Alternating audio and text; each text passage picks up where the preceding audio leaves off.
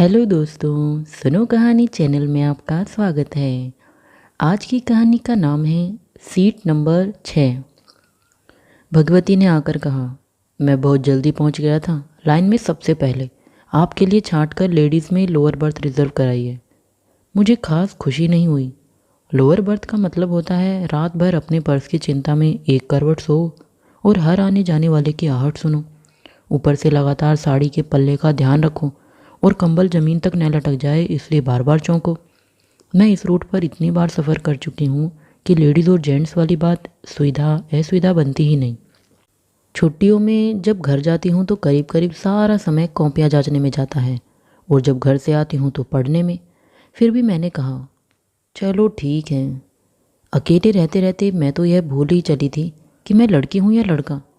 वैसे सच कहूँ तो उम्र के लिहाज से अब मुझे अपने आप को लड़की कहना बंद कर देना चाहिए, पर शादी न होने का यही तो एक फ़ायदा है, औरत लड़की ही बनी रहती है। बशर्ते वह हर इतवार अपने पकते बालों के प्रति सावधानी बरतें।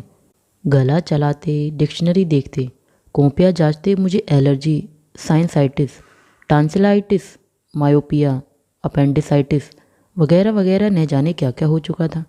सिर में खुश्की भी बहुत रहती है, पर सब चलता है। कॉलेज में 1100 लड़कियां मिस करती हैं, बहुत है। जब मैं गाड़ी में पहुंची, लेडीज़ कैबिन में पहले से ही 2 सवारियां थीं। मैं चेहरे पर परहेज दिखाती अपनी सीट पर बैठ गई। अनुभव से मैंने पाया था कि महिलाओं के साथ यात्रा जंजाल होती है, जिसके अंतर्गत वे आपसे साबुन, आईना और कंघा मांगने के अलावा सीट भी रद्दोबदल करना चाहती हैं। इसलिए मैं सबसे पहले डब्बे के कंडक्टर से दोस्ती कर लेती हूँ। हर स्टेशन पर उतरने के पहले वह बताता चलता है कि गाड़ी कितनी देर यहाँ ठहरेगी। उन दोनों में से एक औरत थर्मस से गर्म पानी निकालकर बच्चे के लिए दूध बना रही थी और दूसरी औरत आदर्श सहयात्री की तरह उस बीच उसका बच्चा संभाल रही थी। उन लोगों ने मुझसे पूछा, कोथाए जाबे? मुझे तसल्ली हुई। अब मैं आराम से कह सकती थी कि मुझे बंगाली नहीं आती, जबकि छोटे मोटे वाक्य मैं आसानी से समझ लेती थी। मैंने ऐसा ही किया, पर उन्होंने टूटी सी हिंदी बोलनी शुरू कर दी। वे लोग वही कुछ पूछना चाहती थी जो हर यात्रा में डब्बे में घुसते ही हर यात्री दूसरे यात्री के बारे में जानना चाहता है। मैंने अखबार खोल लिया और उनके सवाल नज़रअंदाज कर गई। वे शायद समझ गई थी, इसलिए आपस में मशगूल हो गई। अब सारे रास्ते कच्चे पेशाब की बू सूंघो और चेहरे पर शिकन न लाओ। मैंने सोचा, बच्चों को लेकर औरतें किस कदर तनकू होती हैं, यह मैं अपनी बहन से देख चुकी हूँ।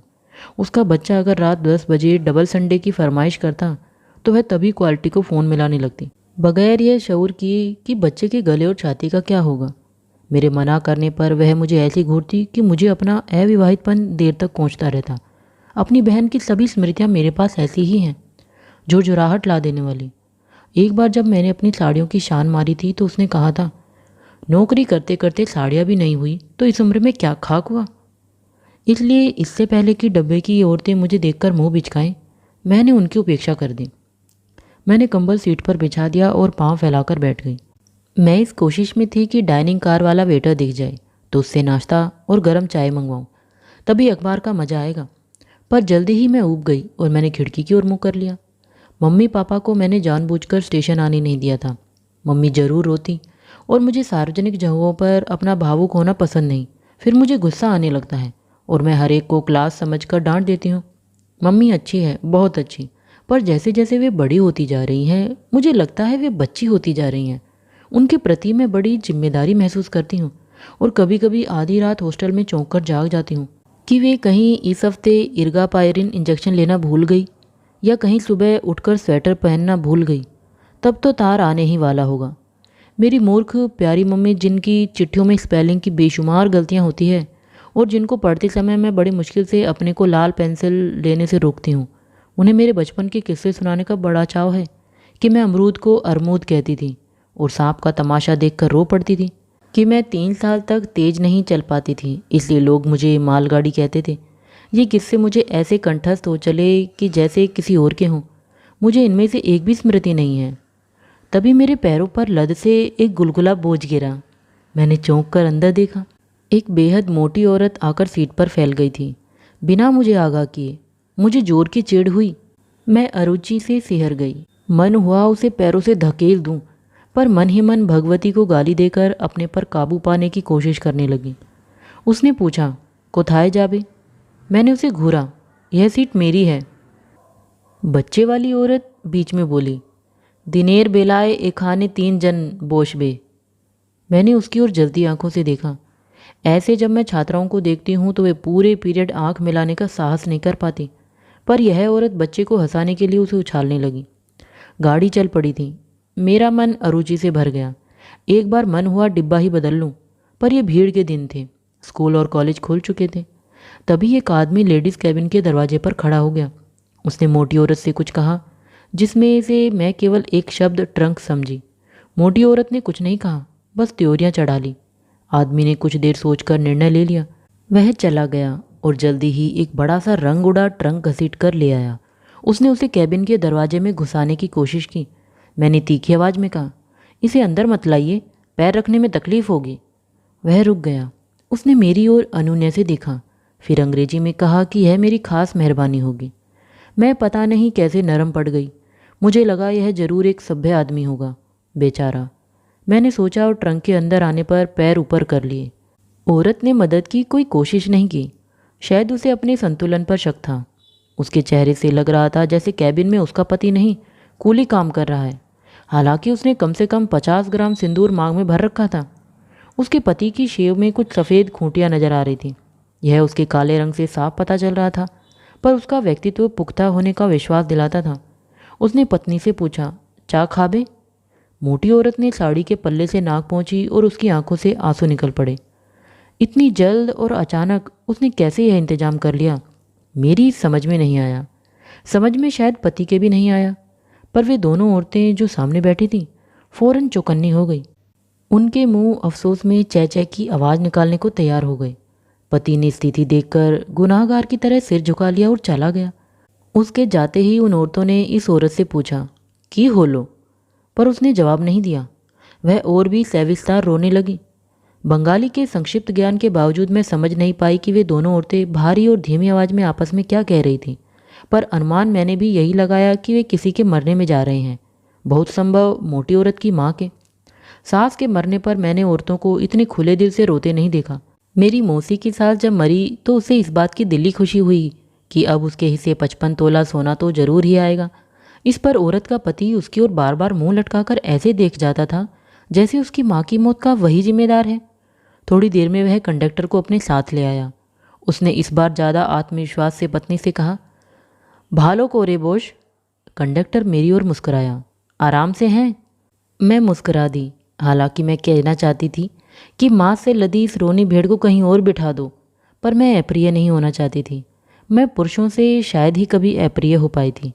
फिर उस मोटी औरत के पति ने कंडक्टर से कहा, जल्दी में आ गया, नहीं तो हम बिना रिजर्वेशन नहीं चलता। मेहरबानी से फैमिली के लिए जगह दे दो, हम तो किधर भी बैठ जाएगा। कंडक्टर बोला, बैठने को मांगेगा तो जगह नहीं मिलेगा, सोने को मांगता है तो मिलेगा। यह 3 टायर कोच है। आदमी ने फिर दोहराया, फैमिली के लिए ज़रूर दे दो कंडक्टर साहब। किसी स्टेशन पर गाड़ी के रुकने पर मैं नीचे उतरी। मैं पानी पीना चाहती थी, पर दूर दूर तक पानी नज़र ही नहीं आ रहा था। न ही स्टेशन का नाम। एक चाय वाला जरूर बाल्टी में चाय के प्याले डुबोए और केतली पकड़े वहाँ से गुजरा। मैंने पानी का इरादा छोड़ चाय ले ली और पत्रिकाएं देखने लगी। तभी कंडक्टर ने पास आकर कहा, सिग्नल हो गया है।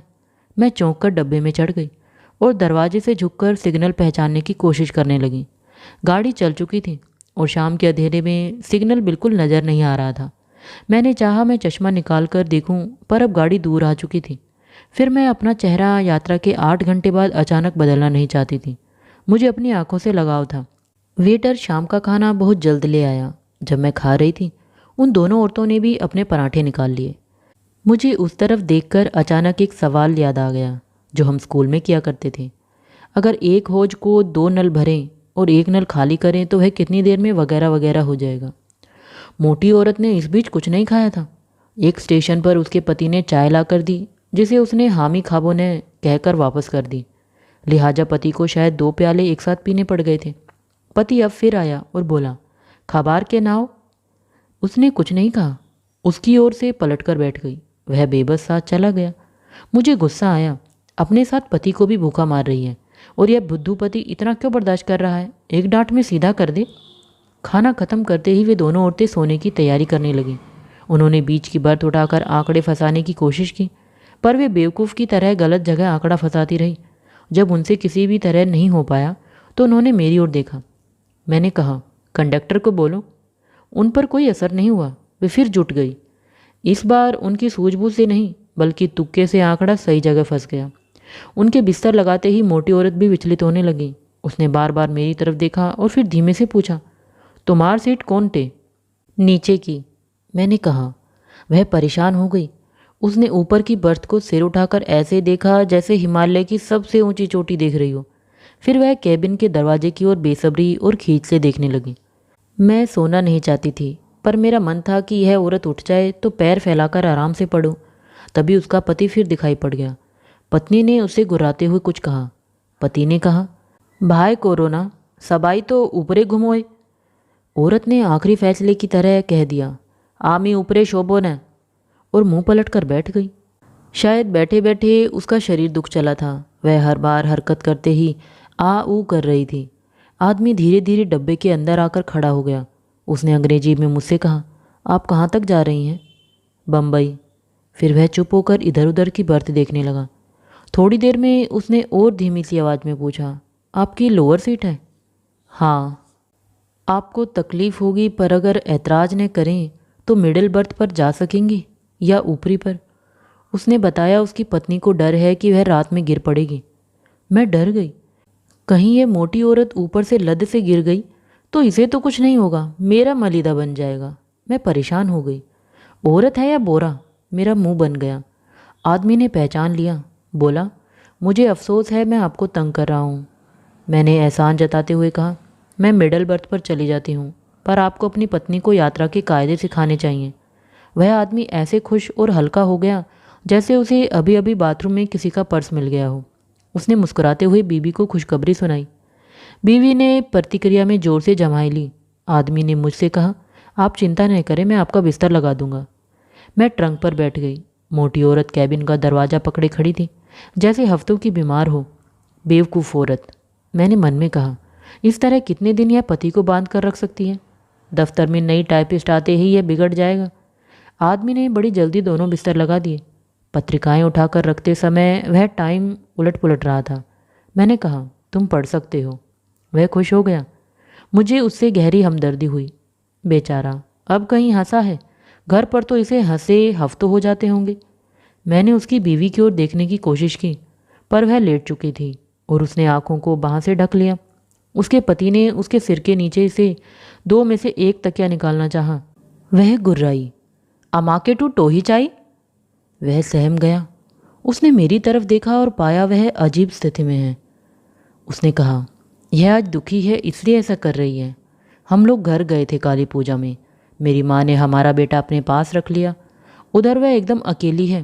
पहले हमारे पास ही रहती थी, पर इन दोनों की एकदम नहीं बनती। उधर पास में स्कूल भी है। हमने सोचा 1-2 साल माँ रख ले तो क्या, पर यह तब से रोती ही रोती है। उधर रहने भी नहीं दिया, लड़कर आ गई। मोटी औरत नीचे से गुर्राई, तुम ही ये खाने जाओ, आमी घूम पो। पति फौरन चला गया। मुझे औरत पर काफ़ी गुस्सा आया। इतनी बेवकूफ़ वजह पर वह तब से आंसू टपका रही है, और इधर मैं सोच रही थी कि इसकी माँ मर गई होगी। टू हेल, कहकर मैंने अपना ध्यान वीकली में लगाया। उसमें एक चुंबन पर एक सचित्र लेख था। मेरी दिलचस्पी बदलते देर नहीं लगी। मैंने सोचा हॉस्टल जाकर जरूर अपनी सहेलियों को दिखाऊंगी। हम सब एक दूसरे के साथ हर बात बांट लेते थे। ऐसे ही एक बार एक किताब दिख गई थी, may we borrow your husband. हमने फ़ौरन चंदा करके खरीद ली थी। हमने कुछ विवाहित सहेलियों को किताब दिखाई, पर उन्होंने ज़ोर से कह दिया, नो। शादी के बाद औरतों की सेंस ऑफ ह्यूमर को क्या हो जाता है। अपने पोंगे से पोंगे पोर्टबैट लीड पति को वे ऐसे संभाल कर रखती हैं जैसे वह लॉटरी का लकी नंबर हो। उन्हें शायद पता नहीं कि हमारा स्तर उनसे ऊंचा है, इसलिए तो हमने अब तक किसी रामलाल से शादी नहीं की। बेप्सी कहती है, भाई हमें एक ही बार तो शादी करनी है, अच्छी तरह से ठोक बजा कर करेंगे। फिर हम मुहावरे पर हंस पड़ते हैं। पिछले साल तक मैं कहती थी, हम तो डॉक्टरेट और डॉक्टर दोनों विदेश से लाएंगे, पर जब से एक दिन मिसेस सावंत ने कह दिया, जिसे हिंदुस्तान के 55 करोड़ में कुल जमा एक आदमी नहीं मिल रहा, उसे विदेश में क्या आशाएं दिखती हैं, मैंने यह कहना छोड़ दिया। मैं मिसेस सावंत से कह सकती थी कि अगर हिंदुस्तान में शादी का मतलब है उसका जैसा ढीलूराम पति और हम्प्टी डम्प्टी बच्चे, तब तो मैं ऐसी ही भली, पर वह मुझसे सीनियर थी और सीनियर्स को बदतमीज होने का हक होता है। सुबह उठकर दांत साफ करने से लेकर कपड़े बदलने और बाल करने में मैंने काफ़ी समय लगा दिया। तैयार होकर सफ़र करने का अपना ही मज़ा है। फिर अब तो 10 बजते बजते तक तैयार हो जाने की ऐसी आदत पड़ गई है कि उसके बगैर मनुष्यत छा जाती है। बाथरूम से आते समय उत्सुकता हुई कि आगे जाकर देखूं डब्बे में और कौन कौन है, पर ऐसा करना अजीब लगा। मेरे कैबिन में सभी औरतें वैसे ही बैठी हुई थी, होश बनी, कुचली साड़ियाँ और चेहरों पर चिकनाहट लिए। मैंने जल्दी जल्दी मम्मी को खत घसीट डाला कि मैं सकुशल पहुँच गई हूँ और पर्स में रख लिया। बोरी बंदर से बाहर निकलते ही पोस्ट कर दूंगी, मैंने सोचा। फिर मैं अदीब का लेख पढ़ने लगी। इस समय गाड़ी खूबसूरत रास्ते से गुजर रही थी, यह मुझे अंदाज से मालूम था, पर मैंने खिड़की के बाहर नहीं देखा। मैं समय को महंगी चीज़ समझती थी। अखबार में कांग्रेस की उठापटक के कई दिलचस्प किस्से थे जिन्हें पढ़कर मन करता कि जोर से चिल्लाएं, बैकअप इंदिरा। वह बिल्कुल झांसी की रानी की तरह लड़ रही थी। उसके होने से आजकल राजनीति में नौटंकी का मजा आ रहा था। पहले पन्ने पर उसकी फ़ोटो थी जिसे देखकर हर बार की तरह महसूस हुआ कि 10 साल बाद सायरा बानो भी ऐसी ही लगा करेगी। स्टेशन पर स्टेशन गुजर रहे थे, पर बम्बई मेल ठहर नहीं रही थी। आखिर पता नहीं किस स्टेशन पर गाड़ी ठहरी कि उसके फ़ौरन बाद लोगों ने सामान समेटना और औरतों ने बच्चों के मुंह गीले तौलिए से रगड़ना शुरू कर दिया। शायद लोग बैठे बैठे उकता चुके थे, इसलिए ज़रूरत से ज़्यादा ताकत लगाकर बिस्तर बांध रहे थे। मैंने कंडक्टर से पूछा तो उसने बताया, अगला स्टॉपेज कल्याण है। मैंने अनजाने में नाक सिकोड़ी। मेरे दिमाग में कल्याण का मतलब था सिंधी कॉलोनी, और सिंधी कॉलोनी का मतलब फूले बदन, नायलॉन साड़ियाँ, स्मगलर्स, करख्त आवाज़ें और झगड़ा। मेरे अंदर जातिगत बहुत से पूर्वाग्रह हैं जो मेरे साथ साथ बढ़ रहे हैं, बावजूद इसके कि हर सिनेमा शो के बाद मैं अनगिनत बार राष्ट्रगान सुन चुकी हूँ। पंजाब, सिंध, गुजरात, मराठा में से किसी भी जाति को मैं अपने योग्य नहीं मानती। मन ही मन मुझे उत्तर प्रदेशी होने पर बड़ा अभिमान है। मेरा एक पत्र मित्र मुझे वणिक पुत्री संबोधित करता था, तब जरूर कुछ संकोच होता था। इधर मुझे अपनी जाति से भी कुछ नाराज़ी हो चली है। वे लोग भी शक्ल और रंग पर बहुत ध्यान देते हैं। जहाँ मम्मी पापा रहते हैं वहाँ एक एक कर गली के सारे गुप्ताओं की शादी हो गई और मैं बम्बई वाली ही बनी रह गई। जब कल्याण भी गुजर गया तो मोटी औरत का पति कैबिन में आया।